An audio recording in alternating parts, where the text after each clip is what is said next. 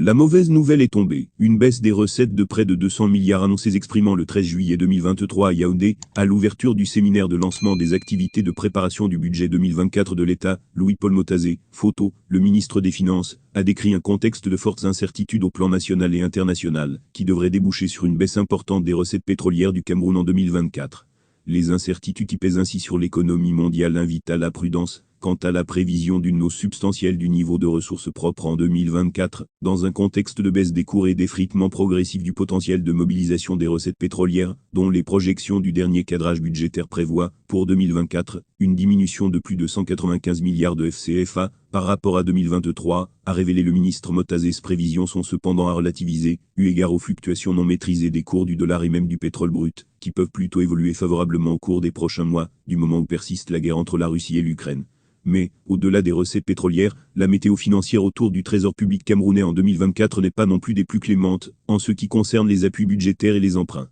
Les projections ne sont pas meilleures s'agissant des ressources de financement, qui pourraient elles aussi connaître en 2024 une importante rétraction, en raison de celle des appuis budgétaires et des emprunts intérieurs, a encore indiqué le ministre Motazé, le 13 juillet 2023. En effet, le programme économique et financier, avec le FMI, qui devrait permettre au Cameroun d'engranger une enveloppe totale d'environ 770 milliards de FCFA au titre d'appui budgétaire, dont 380 milliards de FCFA mis progressivement à disposition par le fonds lui-même, s'achève au cours de l'année 2024. Avec pour corollaire, la fin de ces prévisions financières au profit du trésor public camerounais, qui, à date, a déjà encaissé une bonne partie de cette enveloppe globale. On se souvient que le 10 février 2023, en installant les dirigeants nommés à la tête de la Caisse autonome d'amortissement, CA, le gestionnaire de la dette publique, et de la Caisse des dépôts et consignations, CDC, le ministre des Finances avait déjà invité ces derniers à trouver des solutions pour pallier la réduction des appuis budgétaires. Le Cameroun n'étant pas appelé à être éternellement sous ce programme, avec le FMI, nous devrions nous rappeler que gérer, c'est prévoir, et qu'il nous revient donc à nous tous, et donc à vous aussi, de trouver dès maintenant des ressources de remplacement de ces appuis budgétaires, afin que le Cameroun poursuive sa marche en avant, et que le financement de notre développement se poursuive.